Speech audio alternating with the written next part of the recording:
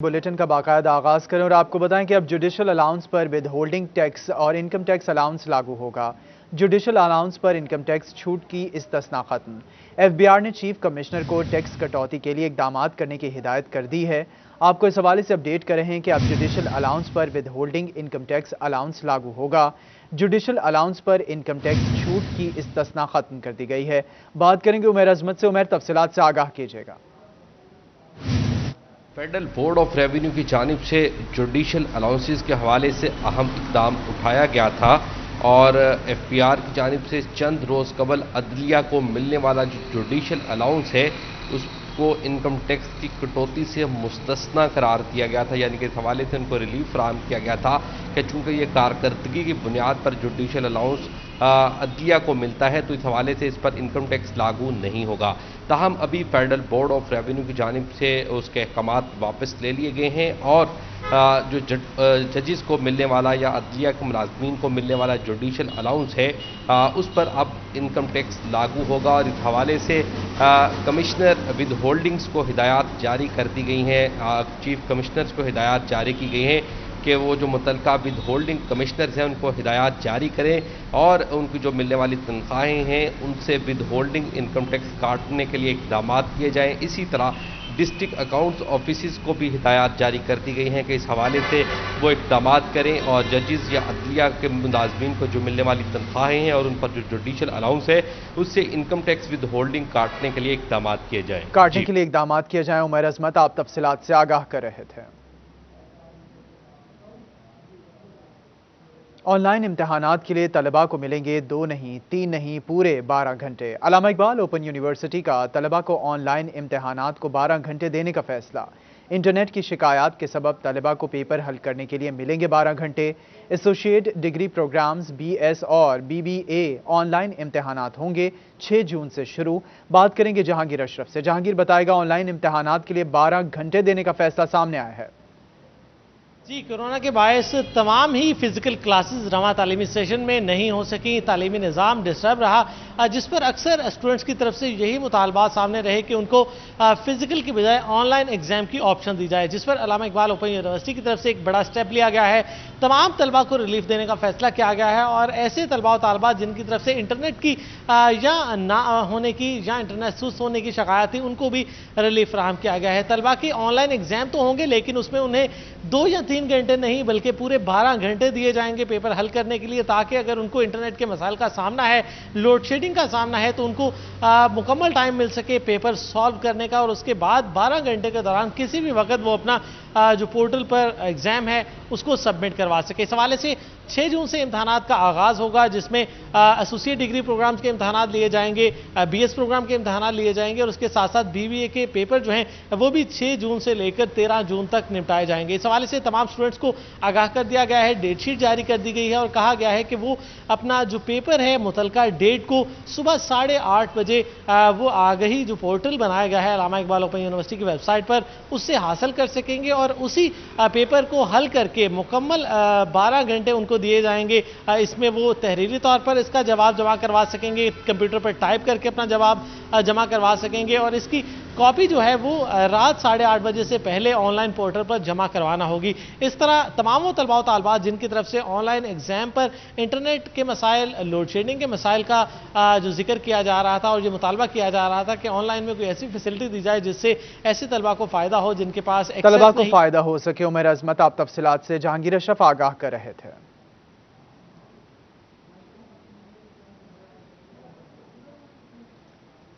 Lockdown में school बंद होने से असातिज़ा भी खासे परेशान दिखाई दिए। हालात के सताए प्राइवेट स्कूल के प्रिंसिपल शौकत अली ने बच्चों को पेट पालने के लिए किराया दुकान खोल दी है।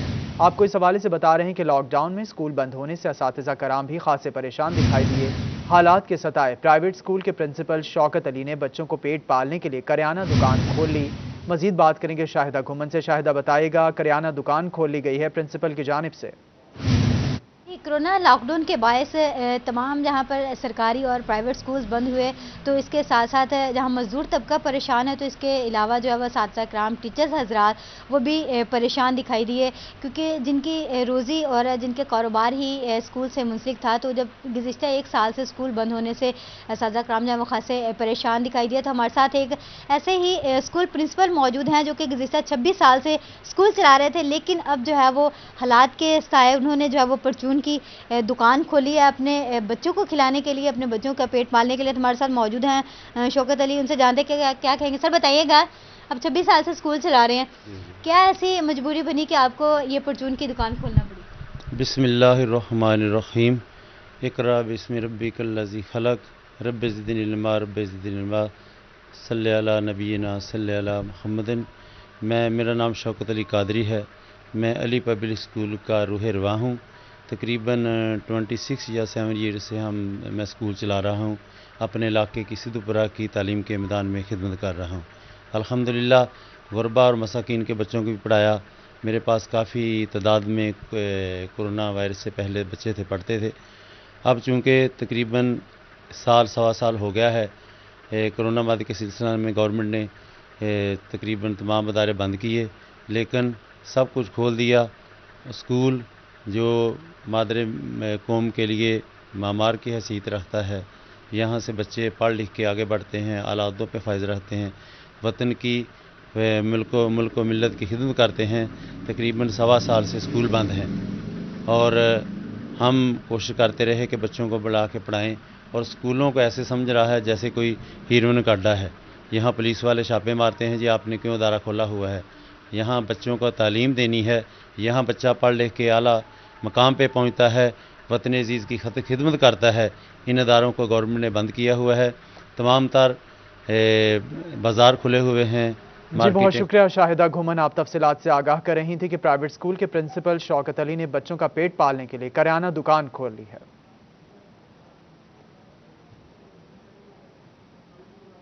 جھنگ میں محکمہ صحت نے 55,000 شہریوں کو ویکسین لگا دی ہے.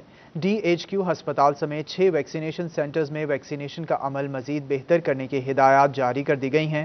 بات کریں گے مبشر حسن نقوی سے. جی مبشر. کورونا وبا سے شہریوں کو محفوظ رکھنے کے لیے جھنگ میں ویکسینیشن کا عمل جاری ہے. محکمہ صحت جھنگ نے 6 مقامات پر ویکسینیشن سینٹر بنائے گئے ہیں، جہاں پر مرد و خواتین کی ویکسینیشن جو ہے وہ جاری ہے. جبکہ ڈی ایچ کیو ہسپتال میں بنایا گیا سینٹر واحد سینٹر ہے جہاں پر 24 گھنٹے ویکسینیشن کا عمل جاری ہے. تاہم اس حوالے سے محکمہ صحت کا یہ کہنا ہے کہ ابھی تک ضلع جھنگ میں 55,000 افراد کی ویکسینیشن کر دی گئی ہے. اور اس حوالے سے جو ڈی ایچ کیو ہسپتال میں بنایا گیا ویکسینیشن سینٹر ہے، یہاں پر جو تربیت یافتہ عملہ ہے اس کی ڈیوٹیاں لگائی گئی ہیں. یہاں پر جو ہے وہ ڈاکٹرز کو جو ہے اس بات کا پابند بنایا گیا ہے کہ ان کی نگرانی میں یہ ویکسینیشن کا عمل جاری رہے گا. تاہم محکمہ صحت نے شہریوں سے اپیل کی ہے کہ وہ نہ صرف ویکسینیشن کروائیں بلکہ محکمہ صحت کی جانب سے اپیل کی جا رہی ہے شہریوں سے کہ ویکسینیشن کروائی جائے اور ایس او پیز کا بھی خیال رکھا جائے. بہت شکریہ، آپ تفصیلات سے آگاہ کر رہے تھے. ڈویژنل کمشنر ثاقب منان اور ایم پی اے فردوس رائے کا سوشل سیکیورٹی ہسپتال کا دورے کا احوال جانیں گے آزادار حسین سے. جی آزادار حسین. بالکل، کمشنر ڈویژن فیصل آباد ثاقب منان اور ایم پی اے فردوس رائے نے سوشل سیکورٹی ہسپتال میں واقع کورونا ویکسین سینٹر کا وزٹ کیا. اس وزٹ کا مقصد کیا جانتے ہیں. سر کیا کہیں گے وزٹ کے بارے میں؟ جی بہت شکریہ. میں اور میڈم فردوس رائے آج یہاں پہ سرپرائز وزٹ کے لیے آئے تھے. جیسے کہ آپ کے علم میں ہے کہ یہ ویکسینیشن سینٹر جو مدینہ ٹاؤن میں واقع ہے، کچھ دن پہلے اس کا افتتاح ہوا تھا، تو آج ہم نے ضروری سمجھا کہ دیکھیں گے یہاں پہ انتظامات تسلی بخش ہیں کہ نہیں. انتظامات کو تسلی بخش پایا گیا. یہ اس وقت 500 سے 700 افراد کی ڈیلی ویکسینیشن کر رہے ہیں. ان کو میں نے ٹارگٹ دیا ہے کہ آپ نے 1000 کا فگر کراس کرنا ہے. اس کے لیے ہم نے ان کے ساتھ حکمت عملی بھی طے کر لی ہے. آپ کی وساطت سے میں یہ گزارش ضرور کروں گا کہ وہ تمام آبادی جو مدینہ ٹاؤن اور اس کے ملحقہ علاقوں میں رہتی ہے وہ اسی سینٹر سے رجوع کریں. ویسے تو دوسرے آبادی کا بھی کوئی صاحب یہاں پر آ جائیں تو یہ اس کو ریفیوز تو نہیں کریں گے، لیکن ہماری اور آپ کی سہولت میں یہ بہتر ہے کہ اس کی ملحقہ آبادی یہاں پہ تشریف لائیں. ٹائمنگ کا پتہ ہے کیا ٹائمنگ؟ یہ صبح 8 بجے شروع ہوتا ہے جی، رات تک چلتا ہے 8 بجے 12 آور. 8 بجے سے لے کر رات 8 بجے تک جو مدینہ ٹاؤن اور گردنواں میں مکین واقع ہیں تو انہیں چاہیے کہ وہ سوشل سیکورٹی ہسپتال سے رجوع کریں تاکہ انہیں ویکسین لگوائی جا سکے. میڈم آپ میسج دینا چاہتے ہیں؟ بسم اللہ الرحمن الرحیم. میں شکر گزار ہوں اپنے ڈاکٹرز کی اور انتظامیہ کی جنہوں نے عوام کے لیے اس قسم کی سہولیات دی ہیں. آج میں سوشل سیکیورٹی ہاسپٹل میں آئی ہوں تو مجھے کافی اطمینان ہوا ہے یہاں کے جو سارے انتظامات کو دیکھ کے. تو یہ اسپیشلی جو بنائے گئے ہیں ویکسینیشن سینٹر یہ عوام کی سہولت کے لیے بنائے گئے ہیں تاکہ ان کو دور نہ جانا پڑے اور گرمی کے دن بھی ہیں. تو میں بڑی شکر گزار ہوں کمشنر صاحب کی بھی اور ڈاکٹرز کی جو اس کو دیکھ رہے ہیں. اور میں اپنی عوام سے اپیل کروں گی اسپیشلی مدینہ ٹاؤن کے لوگوں کے کہ وہ اپنے آپ کو جی عزادار حسین آپ آگاہ کر رہے تھے. فیصل آباد میں جدید ترین سپورٹس کمپلیکس کا منصوبہ لٹک گیا. انڈور گیمز کے لیے کمپلیکس پر 2018 میں کام کا آغاز ہوا. تفصیلات جانیں گے رمضان مرزا سے. جی رمضان. کھیل کے نام پر مقبولیت حاصل کرنے اور پھر وزیراعظم پاکستان بننے والے عمران خان کے دور حکومت میں فیصل آباد میں سپورٹس کا بڑا جو منصوبہ ہے وہ بالکل التوا کا شکار دکھائی دے رہا ہے. یہ منصوبہ 2018 میں مئی کے مہینے میں شروع ہوا اور اس نے صرف 18 ماہ میں مکمل ہونا تھا اور اکتوبر 19 تک اس منصوبے کو جو تھا وہ فنکشنل ہونا تھا. لیکن افسوس کی بات یہ ہے 2019 گزر گیا, 2020 گزر گیا اور 2021 کا جو 2021 کا مالی سال ہے وہ بھی اپنے اختتام کے قریب پہنچ چکا ہے, لیکن ابھی تک یہ منصوبہ مکمل ہوتا ہوا دکھائی نہیں دیتا. اس کا گریڈ سٹرکچر ہی اس وقت جو ہے اور بلڈنگ جو ہے وہ مکمل نہیں ہوئی, تو اس کے اندر جو دیگر اکوپمنٹ ہیں, دیگر جو آلات ہیں کھیلنے کے, ان کی انسٹالیشن اور ان کو فنکشنل کرنے میں ابھی خاصا وقت باقی ہے. اور اس کی سب سے بڑی وجہ یہ ہے کہ حکومت پنجاب کی جانب سے جو فنڈز کی فراہمی ہے وہ یقینی نہیں بنائی گئی, جس وجہ سے ایف ڈی اے سٹی کے اندر یہ کھیل کا بڑا منصوبہ اس وقت التوا کا شکار دکھائی دے رہا ہے. اور جو متعلقہ حکام ہیں اور جی رمضان مرزا آپ تفصیلات سے آگاہ کر رہے تھے.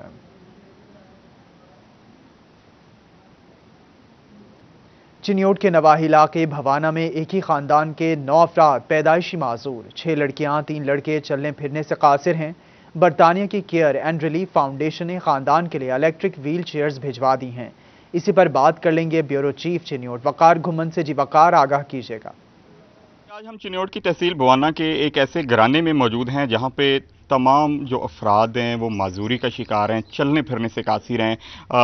7 افراد ہیں جو کہ معذور ہیں اور ان کے جو خاندان ہے کافی غریب ہے, ان کا علاج بھی نہیں کروا سکتا. لیکن ان بچوں کے لیے آج برطانیہ کی ایک N G O care and relief foundation نے الیکٹرک ویل چیئرز کا انتظام کیا ہے اور آج ان کو پہنچائی ہیں. اس وقت بچے وہ ان ویل چیئرز پر موجود ہیں اور ان کی خوشی کا قابل دید نہیں ہے. ان سے بھی بات کرتے ہیں. بیٹا اب آپ کو چلنے پھرنے میں آسانی ہوگی؟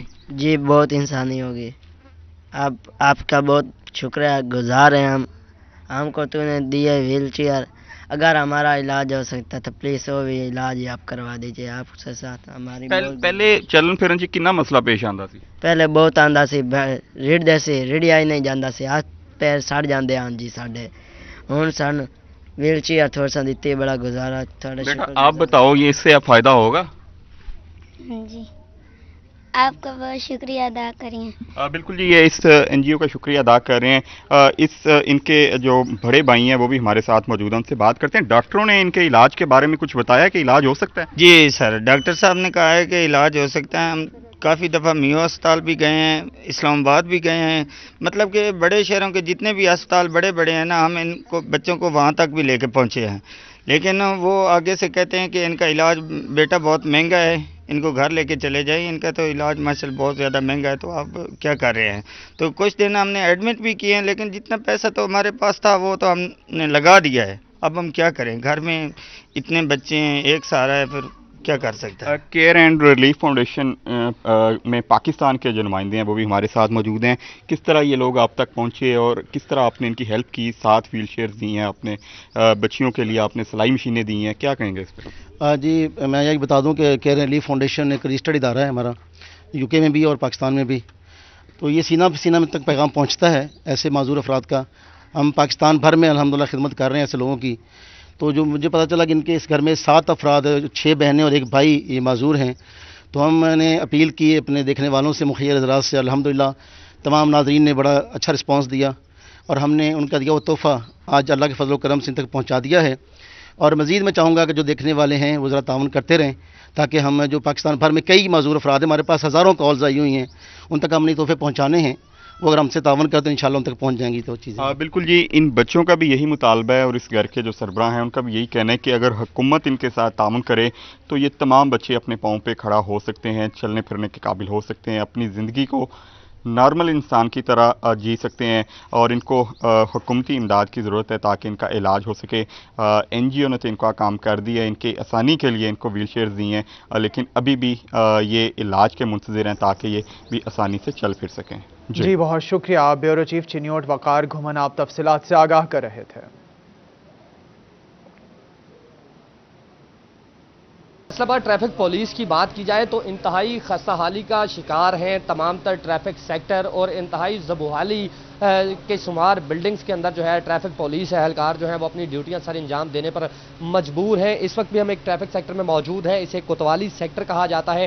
اس سیکٹر کی اگر بات کی جائے تو انتہائی خستہ حال 2 کمرے اور اس کے اندر موجود پڑھے لکھے ٹریفک کے نوجوان جو ہیں وہ، اور حالت زار یہ ہے کہ یہاں اگر بات کی جائے پانی کے استعمال کی تو پانی کے استعمال کے لیے یہاں پر پمپ جو ہے وہ کافی مدت سے خراب ہے اور پمپ جو ہے وہ ابھی تک ٹھیک نہیں ہو سکا. میں اپنے کیمرامین سے کہوں گا کہ اگر پمپ دکھا سکے تو اس وقت پمپ کی انتہائی خستہ حالی جو ہے وہ یہاں موجود ٹریفک ملازمین کے لیے جو ہے وہ مشکلات کا سبب بن رہی ہے. یہی ایک کوتوالی نہیں بلکہ اس کے علاوہ اگر بات کی جائے تو دیگر 19 سیکٹر جو ہیں فیصل آباد ٹریفک پولیس کے ٹوٹل 20 سیکٹرز ہیں، ان میں سے ایک بھی جگہ ایسی نہیں ہے جو خود ٹریفک پولیس کی ہو. مختلف تھانوں کی مدد سے مختلف پولیس اسٹیشن کے اندر جو ہے کہیں 1 کمرہ اور کہیں 2 کمرہ ان پر جو ہے یہ بنائے گئے ہیں ٹریفک سیکٹر، اور کہیں تو بالکل سرکاری جگہوں پر 1-1 2-2 کمرے بنا کر ٹریفک پولیس اہلکار جو ہیں وہ اپنی ڈیوٹیاں سر انجام دینے میں مصروف ہیں. یہی سب سے افسوسناک صورتحال یہ ہے کہ افسر شاہی جو ہے موجود ہے. افسران کے دفاتر دیکھے جائیں تو بڑی بڑی بلڈنگز جو ہیں وہ نظر آتی ہیں، لیکن اگر ٹریفک سیکٹر کے اندر موجود ٹریفک وارڈن، ٹریفک اہلکاروں کے لیے استعمال ہونے والا واش روم جو ہے اس پر ہی نظر دوڑا لی جائے تو شاید گاؤں اور دیہات کے لوگ بھی جو ہیں آج کے اس دور میں اس طرح کے خستہ حال اور زبو حالی کا شکار واش روم جو ہے ان کا استعمال نہ کرتے ہوں. میں اپنے کیمرامین سے کہوں گا کہ اگر وہ دکھا سکے اس وقت واش روم کی جو صورتحال ہے، لیکن اگر ٹریفک پولیس افسران سے بات کر لی جائے تو ان کی صرف ایک ہی ان کی زبان پر ہے کہ تمام تر ٹریفک وارڈن جو ہیں وہ بڑی خوش اسلوبی سے اپنا سر انجام دے رہے ہیں. اس خستہ حالی کا شکار بلڈنگز کے اندر بیٹھ کے اپنی ڈیوٹیاں سر انجام دینا پڑھے لکھے نوجوان ٹریفک وارڈن کے لیے جو ہے وہ خاصا مشکل ہوتا جا رہا ہے کہ فیصل آباد میں کوئی ایک ٹریفک سیکٹر ہی ایسا ہوتا جس میں تمام تر سہولیات موجود ہوتی ہیں، جبکہ ایسا کہیں دکھائی نہیں دیتا. لیکن اگر اس کے برعکس دیکھا جائے، افسران کے دفاتر دیکھے جائیں، سی ٹی او فیصل آباد کا آفس دیکھا جائے، دفاتر میں سہولیات ناکافی ہیں. بہت شکریہ وقاص بیگ، آپ آگاہ کر رہے تھے.